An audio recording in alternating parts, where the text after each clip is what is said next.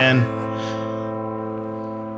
welcome to the Inward Investing Podcast. I'm Mike Ritter. I'm Todd Whalen. And today's episode is all about the staycation. I'm giving you 4 rules of how to vacation at your home, in your home city, and have a refreshed outlook on life.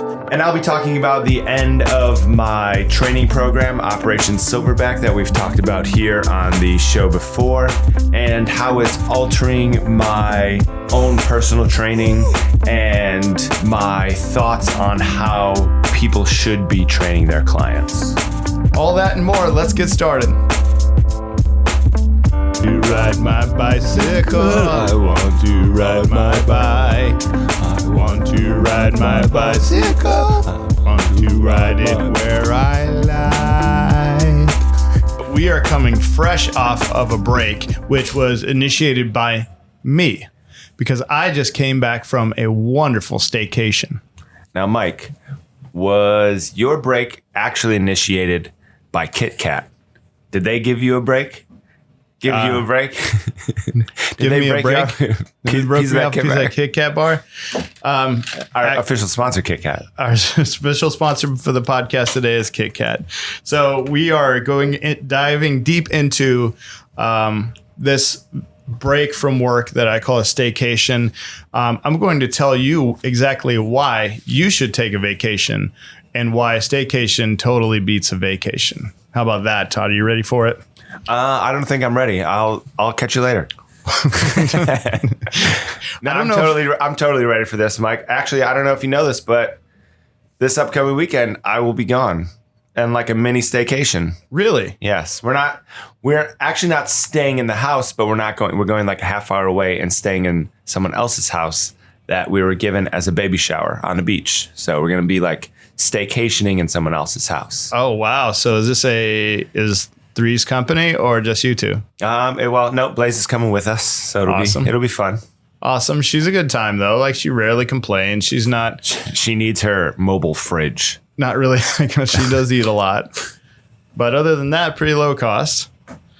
I want to talk a lot about this topic. In the show, it'll probably be a 25-30 minute show, but before we get going on that, do you have any announcements? I mean, we are coming live from Tampa Movement Lab. This is a live recording. Woo! And yeah, we got a lot going on here. So for the listeners that are local or following us online, are there any dates or specific announcements we need to make? And this isn't so much an announcement date, but I am finishing up that training cycle that we've been talking about, the Operation Silverback, being put on by James Serby. It's been something that is kind of going to change the way that I train people and myself. In what way? I was just talking with my wife yesterday about this. I was thinking about it. So we're coming to the end. So we're trying to all the main lifts that we tested before and Metcons or endurance event type things. So we have to retest them, see if we got better or, stayed the same or hopefully not got worse, That would be bad. Hopefully better at all of them. All right, so I did one. I took 2 minutes off of a 4-round thing that I did. It took me like 11:30 the first time and now like 9:20 something this time, which is awesome. As far as time goes? Yeah, as far as time goes. So took 2 minutes off my time with one of those tests. 2 of the other lifts. What was the test? So it was a 500-meter row and then 20 push-ups, and you do that 4 times. Okay. So it took me like 11 minutes, the first 11:20 or 11:30 something, and then I like that push-pull contrast. Yeah. So it was good, but also like throughout this training program, once a week we had a challenge, right? So you have your normal training, and then all of a sudden, like he would on like Sunday night, he would say, "Oh, this week's challenge is on your cardio day. I'm changing it, and you have to do 30 minutes on the assault bike as far as you can go." And then the next week would be, okay, this week for your second set of squats, I want you to go take your 85% for as many, or whatever the percentage was, for as many reps as possible. Or, it could be like 1 minute of deadlifts or 1 minute of squats. How many can you get in? Something like that. And then a cardio challenge or a weightlifting challenge, or what's the highest weight you can do for 6 reps, something like that. And I was thinking about my programming and programs that I've always followed, and it was very much so like if you have a program in front of me, I'm going to stick to it. I wrote you a program last year for the tactical strength challenge put on by Strong First. You stuck to it. Yeah. Right. But in all the programs that I have or anything like that, there's not really these challenges built in. Right. Like, and then I was thinking about my clients, like sometimes it's good to just like shut them off, their mind off. Hey, I want you to do 100 push-ups as fast as you can. Right. Like, versus like, okay, we're going to do 3 sets of 10 push-ups. Oh, you're getting stronger. Those are looking better. Okay. But I want you to think about, squeezing your armpit and making sure your abs are tight and this and this and this and this. So once you have like a basic competency of the movement and everything like that and are strong enough to do something, or, if they're not, then you do maybe more of like a cardio challenge. So a beginner client, you're making some progress with them and it's like, hey, you know what? I want you to, maybe they don't move well, right? So I want you're going to hop on the bike or the rower. And we're going to go for it today. Like actually getting them into like that animalistic nature that humans have deep inside of them, right? Get them into that fight or flight response, that like sympathetic, oh my goodness, like I feel awful, right? Kind of thing. But, creating adaptations in the body, making their body evolve and adapt and just become a better human, like better fitness human being. And, and then they can rely on that the next time where we do something maybe not as intense and be like, oh, I remember I did 10 miles on the assault bike and you wanted me to hit 4 miles and I only got 3. Now look at me today. I can do 3.8, or something like that. Or I did 4 miles in say 12 minutes and it wasn't even that bad, something like, because of these random, like, okay, shut your brain off, just get after it. Right. And I don't think I do that enough in my own programming or programs that I'll follow with something. So it was really just really cool and something that I just started thinking about this past week about, like, I need to do that more with my clients and myself once I'm done with this program. Yeah, you made a really good point about the blending of the psychological benefit and the physiological benefit of it.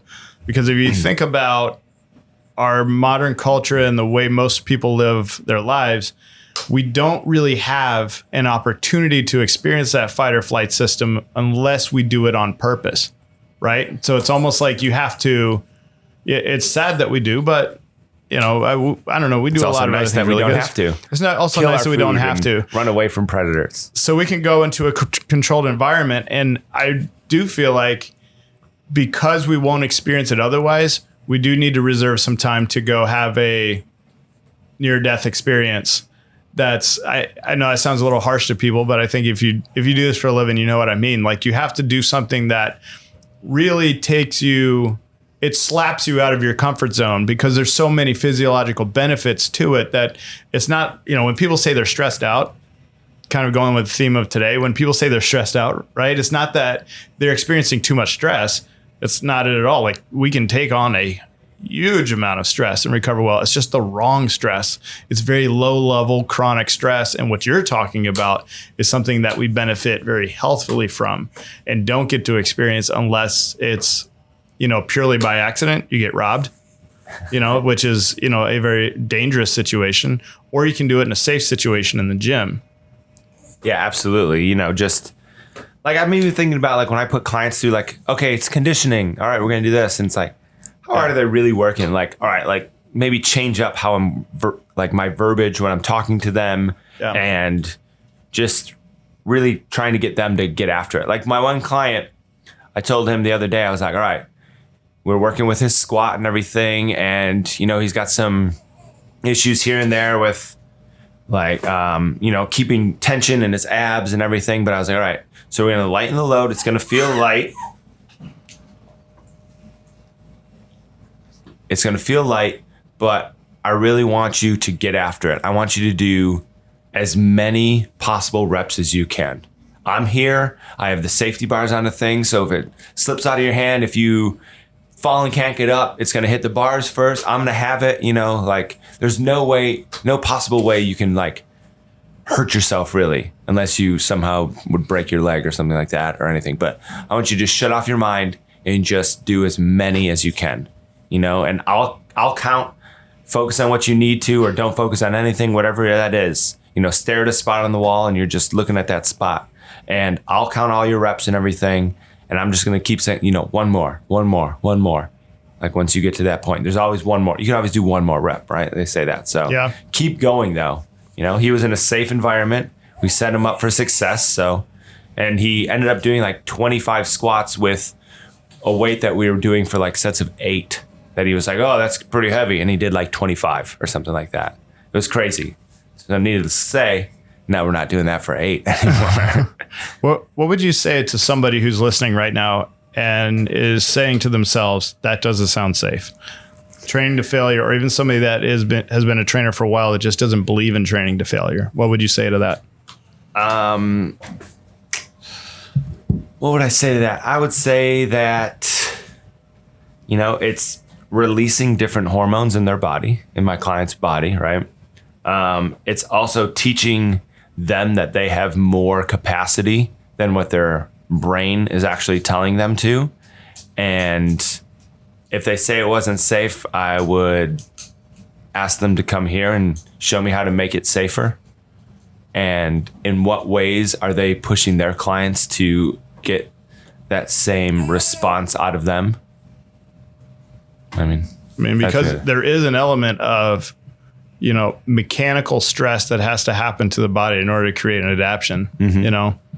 And so I also know that we definitely have what most people don't know is that you have a neurological inhibition that really prevents anyone from actually training until physiological failure. Golgi tendon organs. Golgi tendon organs will start shutting down your fatigue. Some people are so fatigue sensitive, especially beginners, that they will quit or stop or perceive failure much more quickly than failure will actually start to develop. Like you won't actually hit pure failure, especially a beginner. Like beginner's pain threshold is so much lower than an advanced. Exactly. Someone who's advanced might actually be at more risk for injury than a beginner would be because of that. Now, if you select the wrong movement, then that's on the coach. Like you can't have somebody you go pull-ups to failure who you're just testing it out for the first time. That might be a bad idea. Here we go. Yeah.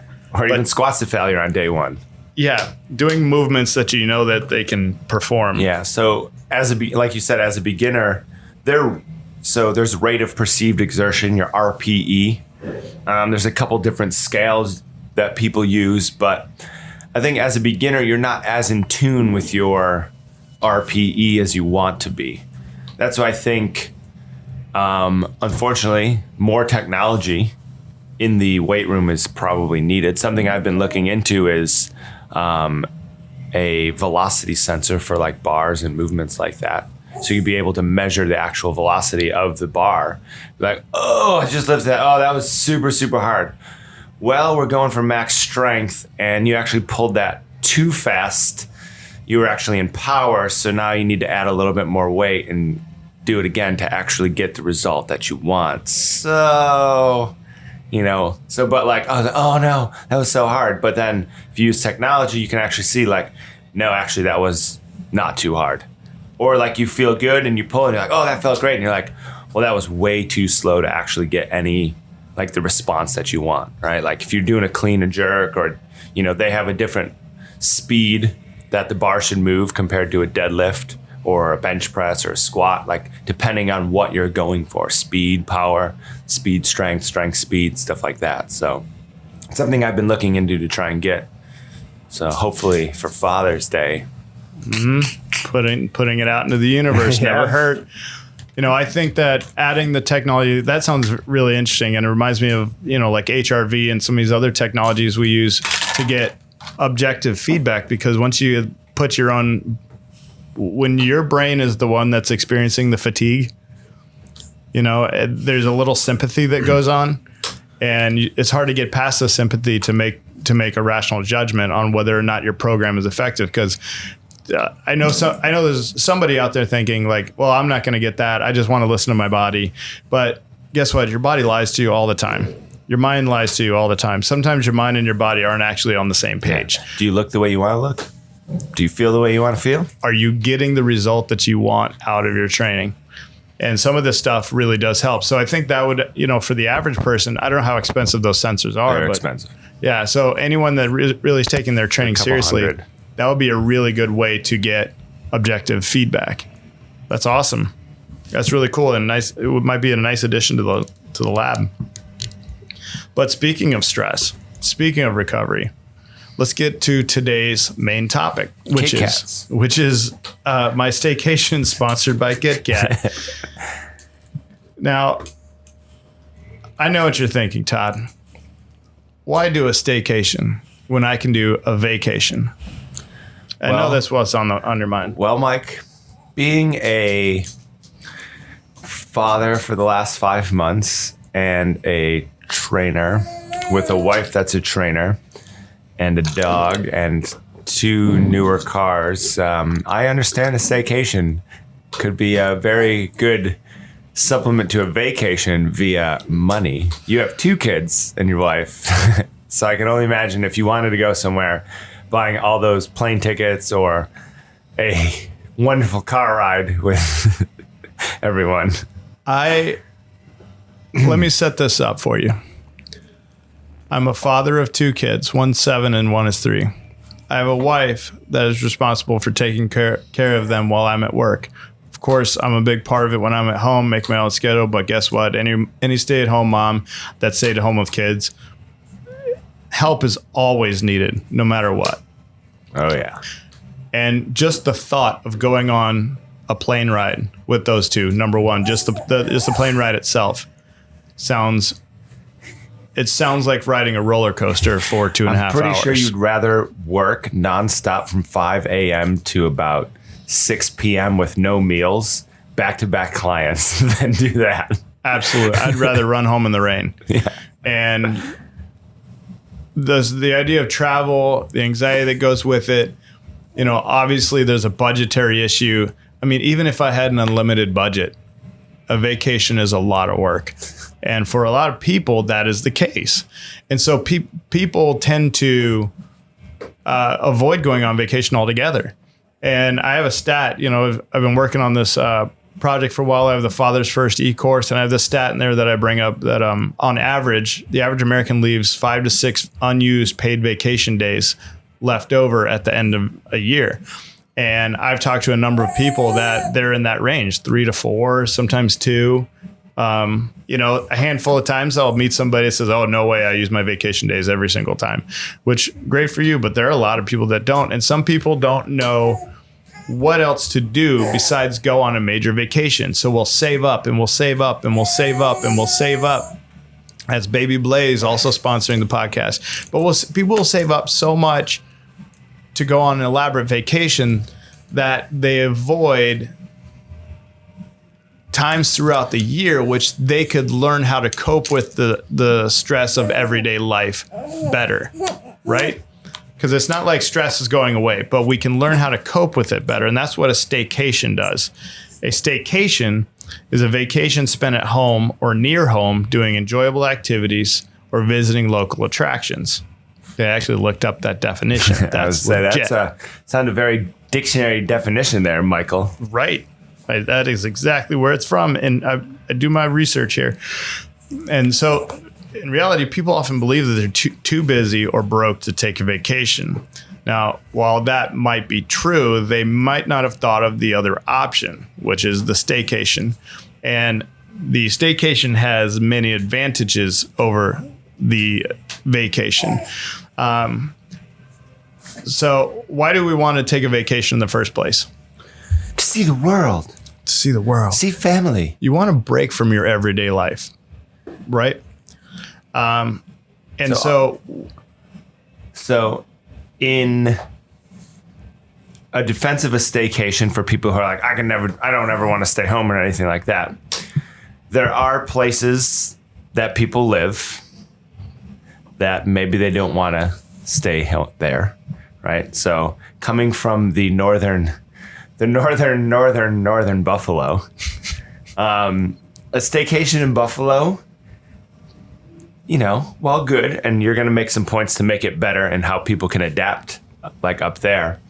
I could see people right now saying, well, that's because you live in Tampa, Florida, palm trees, it's nice all year round, right? So like that's an issue that Ashley and I run into where we're like, where should we go on vacation? Like we can just drive to a beach any day of the week that we want. Like we Yep. can do a daycation, Yep. right? So a lot of times when we travel, it's, oh, we're going to Buffalo to see family. And it's like, ugh. Like, while I love my family and want to see them as much as possible, it's like I also want to go other places. But a staycation, you know, in Buffalo versus staycation in Tampa, how can you make your staycation in Tampa be as good as your staycation in Buffalo? That'd be a good question for a life coach. I mean, I understand that, you know, I'm from Sebring, so I can relate. I mean, it's in Florida, but most people don't know that Florida is 99% cow pasture and barbed wire fence. Swamp. And swamp and stuff. So I'm from Sebring, and while that's not fence, that's not swamp, it's barbed wire fence. a lot of barbed wire fence and cow pastures and orange groves and stuff. So I can imagine somebody in Sebring listening to this and be like, dude, I don't want to stay here. But the only thing I would say to that is that I took a week off. You don't need to take an entire week. Sometimes you just need a break. And even if you live in a city like Buffalo, you have a worn path. You know, like if you walk around, say, around your front yard in a circle for a number of months, you're going to wear a path into the grass. Okay. And we have our worn path in our day. And sometimes the rut that you feel isn't just stress about, you know, your job and everything. Sometimes everything's become so mundane, or you're tired of having the same conversations with the same people. Taking a break and doing something just completely different can give you that change. Even if you don't live in the most exciting place in the world, guess what? You live there. That's not going to change. So if on the flip side, if I'm from a small town that's not all that exciting, I can save up, and it is a great life experience. I'm not saying vacations aren't awesome. They are. Like, I want to see so many places in the world. Colorado is one of my favorite places on earth. I'd love to go to LA one time, just see all these kind of things. I've been to New York City, and I can't replace those experiences, but they're not always an option, and I do need something different. So what can I do? So for cheap, I can stay in the same place, and I can change the path. I can talk to different people. Go places you haven't gone. Go places I haven't gone. In reality, how many streets have you not gone down in your own city? How many new places could you go if you just walked more often? Just park your car and start walking around. I think the staycation isn't near as exciting or glamorous as a vacation, but it has the potential to accomplish exactly what you need, and that's transformation inside. So without losing a few days to travel, you can gain precious days to create some inner transformation. So this is the downside. This is where you're not going to like me. A staycation is work. Boo. Boo. Right? But I know that sitting on the couch all day watching Netflix on a Sunday does not make for a better Monday. You know, if I'm unorganized going into Monday, I just created a worse Monday. If I'm not doing anything and I stay completely inactive, it doesn't actually help me feel better. So I came with this idea of the staycation where I stay home for about a week from work. I shut my phone off completely. And over the course of doing this 3 times and just completely getting off the grid, I feel absolutely wonderful, refreshed, and renewed coming back to work. And I've analyzed this quite a bit to where I feel like I can make it repeatable, and I could actually coach others to go through a staycation themselves. And I came up with a couple rules to help. So if you're going to do this, this is how you do it. Okay, rule number 1 is to shut your phone off entirely for the entirety of the trip. This is absolutely non-negotiable, first of all. I know it's crazy that we need to make rules like this, but the most impressive thing I think a human being can do these days is to shut their phone off. They are very powerful. And this isn't admitting how powerful phones are these days is respecting the danger. Like the quote from Laird Hamilton, if you don't feel fear, you're not assessing the situation properly. And, well, To quote Laird Hamilton, he was asked about big wave surfing, and they asked him if he ever is afraid, because the guy seems absolutely fearless. And he said, if I don't feel fear, I'm not assessing the situation properly. And giving our addiction to technology, even if you feel like you're not hooked, you're probably... It's because you're too busy on your phone. You're too busy on your phone. And so the deal with phones is that they are a gateway to people incessantly contacting you for everything. They also give you an opportunity to avoid being bored, vulnerable, or frustrated, and allow us to skate by making real interaction with other people. So guess what happens when you turn your phone off? You don't have the need to check your phone, which is always kind of in the back of your mind if you're in a business where you're in a contact business, sales or whatever, and you're used to people constantly contacting you for everything. There's going to be a part of you that's always expecting to have to check your phone. 90% of the texts that we get are not necessary for our response. Our response isn't necessary to those things. If you notice, a lot of the work emails you get, if somebody's contacting you for a problem, say inside your own job, there are some where you need to actually respond, and that's important to take care of. But if you really look back at your work emails, probably 80-90% of them, a large majority of them, could be solved without your response. A lot of people who are just asking questions because they're too lazy to find the answer, gone unanswered, will end up finding the answer without you. So there's a lot of cluttered, busy work in our lives that plays a role in how you feel and your overall stress levels, that constant clutter. It's like that closet that's totally unorganized that you just don't want to walk in because it just feels bad. But sometimes that's what email and text and our phone does to us, just adds this extra clutter into our lives. So getting rid of that removes, for me, the expectation of having to respond all the time. So that's a nice little de-stressor.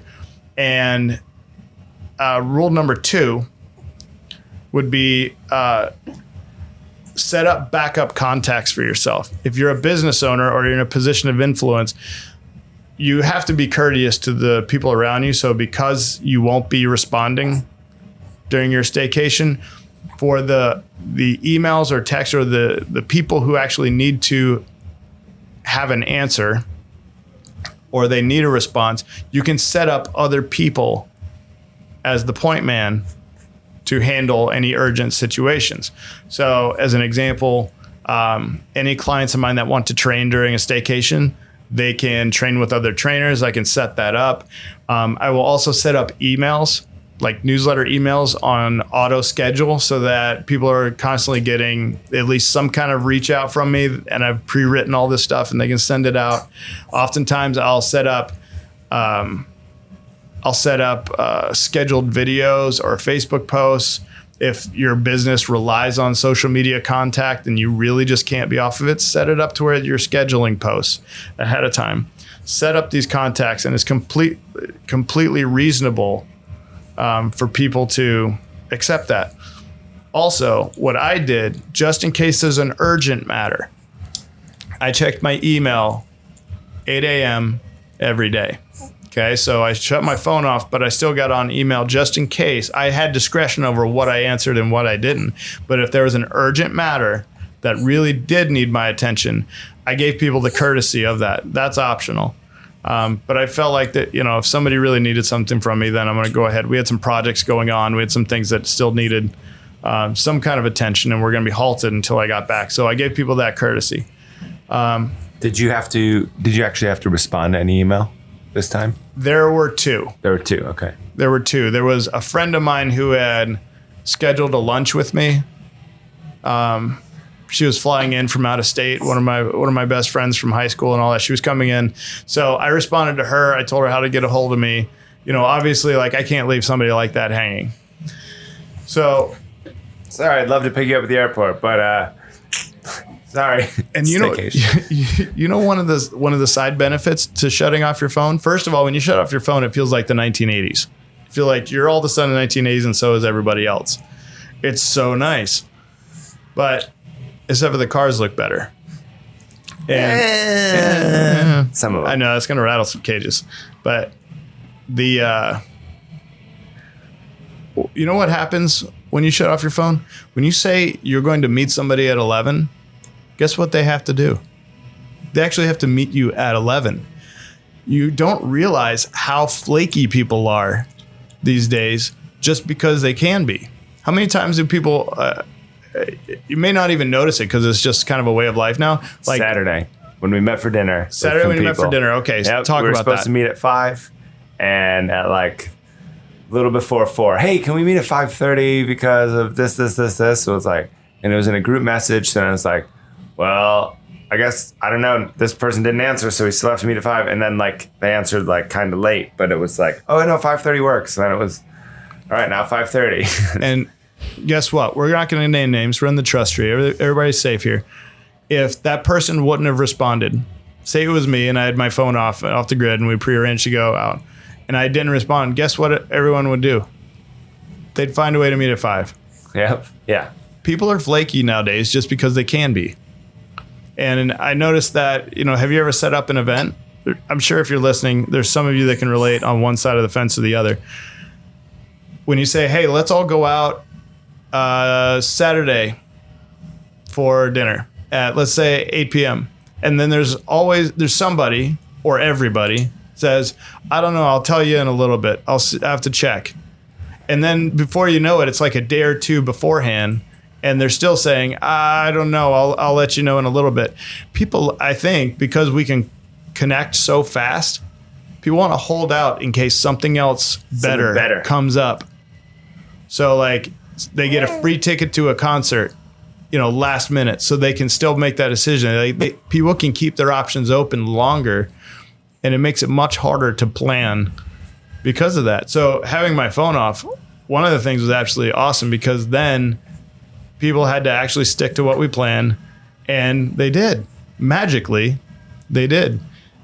And it's just one of those observations on society that, I saw coming back, especially turning my phone back on, that I knew I was going to miss, because now people have the opportunity to cancel plans and be really reflective, which adds to my stress level. I'm a planner. I like to stick to my schedule. I hate canceling things. Just because I know other people, when you make a plan, other people are planning their day around that, so having that respect to hold an appointment. You also lied about your staycation this time. You said you'd be gone. I don't remember the day you left, but then you said you wouldn't be back on the grid until Monday morning. However, Sunday night, I got a group message that said, hey guys, what's up? So you lied. That was a lie. Way to call me on that one. I believe I called you out in the message too. I'm pretty sure I said, Mike, you're still on vacation. Get off your phone. With that one, I emailed. So I texted you guys. What are you talking about? I don't even remember that one. You just sent a group message saying like, hey guys, I'm so refreshed. I'm going to be back in the gym tomorrow morning. See you all there. Oh yeah. So I do set up and confirm with people. And and I think you were just confirming appointments or whatever. It's confirming appointments. Thanks for calling me out on that. Yep. By the way, if you don't have a friend that's willing to call you out, even for the smallest things, then you don't have a friend. And so rule number 3. Okay, so rule number 3, get bored. Allow yourself, find opportunities to get bored, because boredom leads to some major transformation. Now that your go-to device is completely off, it can't do the entertaining for you, and your imagination now has to lead you on a walk, dust off an old board game, journal, or do something else that generates thought and searching. That is something that we don't really experience very often. Like whenever you're bored, guess what you do? Like automatically just go get your phone. And so there's a lot of emotional processing that can't go on. Just sitting down and thinking about your day, allowing yourself to be bored, often leads you to get off of that mundane path and go somewhere else that you haven't gone for a while. And sometimes it takes a while. Like if you are not used to being bored, it's going to feel really awkward at first, but it leads to so much growth, because then you can think about things you haven't done before. You gain new insights, ideas. And when you don't have the old crutch of the phone, then it becomes, much deeper, and it takes a while. It's almost like practice. Do kids that are growing up play cops and robbers anymore? I don't think so. I think you can get arrested as a parent if your kids are playing cops and robbers. I don't even know if they sell cap guns anymore, as a matter of fact. I mean, it's not like I'm all for or against cap guns being sold, but I don't know if that's something that's taboo now. So boredom is an absolute must. You have to have spaces in your staycation to get bored. And then number 4, this sounds totally counterintuitive, but it's necessary. Have a goal. Most of the time we take vacations and we try to avoid goals, and we try to avoid having a purpose. We want to be purposeless on the vacation. Sometimes it's necessary, but think about this. What is the reason you wanted to go on vacation? Now, say you love your life and everything's fine. You're going to Italy just to see it. There's your goal. That's fine. But if you're going on a staycation, you're not going anywhere. You need to have a goal. Like, do I want to organize my scheduling much better? Do I want to de-stress? Do I want to get rid of some pain that I'm in? Do I want to have interactions and meet up with people that I haven't seen in a long time? You need to have something there, because when you go on a vacation, you have a lot of things distracting you. When you're on a staycation and you live somewhere that maybe isn't that exciting, you want to use that time to grow. You want to use that time to feel better about a certain aspect of your life. So for me, this last one was to get out of pain. I've been dealing with some neck issues, so I spent a lot of time doing mobility work, moving, doing things that I can't when I'm constantly working. And you might think as a personal trainer, you have all this time to work out, and that's not necessarily the case. You have time, but it's not like you're focusing totally on you. So my job, 90% of the interaction I have is about other people. This time was all about me, and it absolutely worked. I felt so good physically because I had so much time to just work on my body. And I got to think about how I can fit this into my schedule better. Like, in what spots of the day am I just completely cluttering up myself? I feel like I'm one of those guys that, I create a lot of my own workload. You cleaned your car. You decluttered your car. I cleaned the inside and outside of my car. Make it easier for you to fit things in and out and not lose things. And so guess what? Coming back from a staycation like that, the same walls, the same town, the same office, the same car, all of the things that caused me stress before, I had completely transformed either those things or my perception of them. And by the time I came back, I felt completely refreshed. Rather than going on a vacation that I can't afford and being stressed out the entire time and coming back and be like, oh crap, here we go back to regular life. Now, I'm saying that figuratively. I actually love my life. I think I have a fantastic job.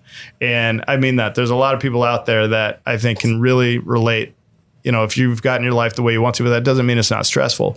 So it's necessary to retool, regroup, sharpen the saw. And now the same things that became maybe mundane or too usual, it takes, I think, a lot of guts to take a complete break from it and just focus on yourself for a week. And then now all of a sudden you have so much more motor going back into your daily life because you stayed in that same spot and you see it from a different perspective. And now you're going back into everyday life saying, okay, let's go. I love this. And I think that's the biggest difference between the two. So you are doing all of this inside of your home environment. And I think after some vacations in the past, I remember feeling borderline depressed that the vacation was over. But by transforming myself and my outlook inside of that home environment, I've changed my perception of that environment and the surroundings, leading to a refreshed approach to everyday life. So I would say those are my big 4 rules going for staycations. I do it twice a year. I highly encourage anyone who maybe you're balling on a budget or you have a new family, take a break, give your family and yourself some undivided attention and just watch how powerful that transforms you going into the next chapter of your life. It makes me want to actually shut my phone off this weekend, though. I definitely do it. Set up people who can answer questions for you. I'm not that popular. I'm gonna set up all my clients this week. Okay, see you Monday, and then shut it off. Yeah. And they will as much grief as you think you might get from people. Not you particularly. I know that you have a really good relationship with your clients, but like some salesmen, some people might feel like they're going to get some grief. You might get some grief in the very beginning, but guess what? I have earned so much respect from other people and myself, and my family is so happy that I do it, that the reward is huge. So I think that wraps it up. We are going to come back next week with a new show, a new topic, and please email me your thoughts, inwardinvesting@gmail.com. I'd love to hear from you, or if you do a staycation, offer your tips and we'll share them on social media. This has been the Inward Investing Podcast. I'm Mike Ritter. I'm Todd Whalen. And we will see you next week.